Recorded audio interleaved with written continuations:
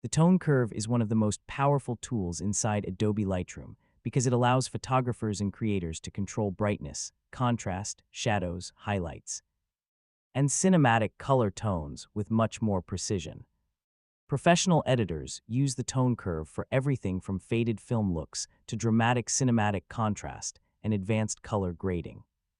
And honestly, once you understand the tone curve, your editing skills improve dramatically. So in this full guide, I'll show you how to use the Lightroom tone curve step by step in 2026.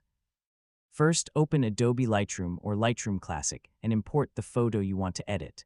In Lightroom Classic, open the Develop module where the tone curve panel is located.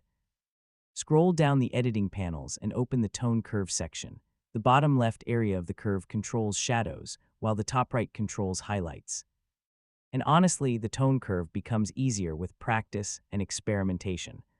Small subtle curve adjustments usually create the most professional-looking results. And that's your full guide on how to use the Lightroom tone curve in 2026.